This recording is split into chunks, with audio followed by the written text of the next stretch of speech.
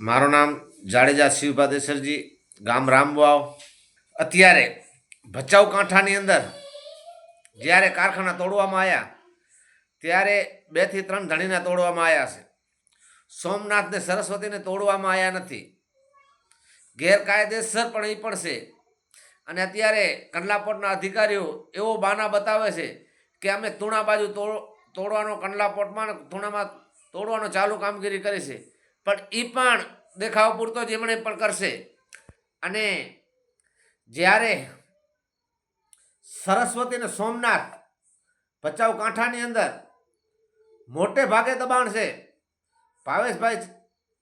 ભાવેશભાઈનો, ત્યારે કેમ એ લોકોનો તોડવામાં નથી આવ્યો? કંડલાપોર્ટના જીનદયાલ અધિકારીએ 2 થી 3 કારખાના જ ભચાઉ કાંઠા વિસ્તારની અંદર તોડ્યા છે. સોમનાથને સરસ્વતીની બાજુમાં પણ નથી ગયા. કારણ કે કંડલાપોર્ટના અધિકારી મોટા મોટા હપ્તા ખાય એવું લાગી રહ્યું છે. કારણ કે જ્યારે તોડવા આવ્યા 8 દિવસ તોડવાનો ટાઈમ હતો ત્યારે એ દેખાવ કરી નાના કારખાના હતા એમના તોડ્યા. આ એમના પણ તોડવા પડે, હું એમ નથી કહેતો કે ન તોડવા પડે, પણ જે મોટામાં મોટો સરસ્વતી ને સોમનાથ જે કારખાના ભાવેશભાઈ ચાવડાના ને એમના છે, એ લોકોના એમના તો કોઈ તોડવામાં નથી આવ્યા. એનું કારણ શું? કંડલાપોર્ટના અધિકારી શાયદ મળેલા છે. અને જે દેખાવ કરવાનો મેં અગાઉ કીધું હતું કે આ કારખાના નહીં તોડે, અગાઉના વિડીયોમાં કીધું હતું કે બાબુ ભીમા કે ભાવેશભાઈનો કે આ બીજા મોટા મોટા છે એમના નહીં તોડે. આ ભૂમાફિયા જે દબાણ કરીને બેઠા એ અધિકારી હાલે મલલ છે એવું લાગી જ રહ્યું છે.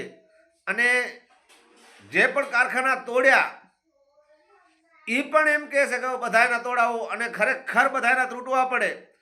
કારણ કે ગેરકાયદેસર આ જે ભૂમાફિયા રહ્યા સફેદ મીઠાનો કારોબાર 2 નંબરમાં એટલું કરે છે, એના ઉપર અંકુશ આવવું પડે અને એ કારખાના તોડવા પડે. અને નહીંતર એ જમીન કંડલાપોર્ટની ભાડા પેટે સરકાર આપે એમને તો અરબો રૂપિયાનો ફાયદો સરકારને થાય એમ છે.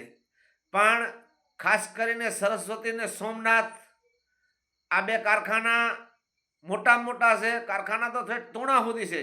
કચ્છની અંદર મોટે ભાગે રણનું દબાણ થઈ ગયું છે. અને ખાસ કરીને કંડલાપોર્ટના અધિકારી આમાં ભચાઉ કાંઠામાં મળેલા હતા. એવો અગાઉ વિડીયોમાં મેં કીધું હતું કે પૂરા જમીન ખાલી નહીં કરે તો 2 કારખાના જ ખાલી કર્યા છે. અને એની અંદર મેન પારા સાગર નથી તોડ્યા. કારણ કે અમે તોડીને જતા રહી, પછી તમે સાગર પારા નાના નાના વાળી પારા કરી નાખજો. મેન સાગર પારા તોડવામાં આવ્યા જ નથી. અને જો તોડવામાં નહીં આવે તો અમે ભચાઉ ક્યારે પણ મામલતદાર સામે આંદોલન કરશું. અને એ આંદોલનની અસર કંડલાપોર્ટના જીનદયાલના અધિકારીને માને રાખવો પડશે. અને ભુજ કલેક્ટર સાહેબનો ઓર્ડરને એ માને નથી રાખ્યો એવું જણાઈ રહ્યું છે. અને હકીકતની અંદર કચ્છ કલેક્ટર અરોડા સાહેબે ઓર્ડર કરેલો હતો. કચ્છના ઓર્ડરને પણ એ માને નથી રાખ્યો ભચાઉ કાંઠા જમીનને ખાલી કરવા માટે. માં motor driving, safe and sure driving. Driving એ શોખ સાથે આપની મોટી જવાબદારી પણ છે. અમારા ઇન્સ્ટ્રક્ટર દ્વારા સચોટ અને સરળ માર્ગદર્શન. આપની રોજની તાલીમની માહિતી મેળવીને શું અધુરાશ છે એના ઉપર પૂરું ફોકસ કરાય છે.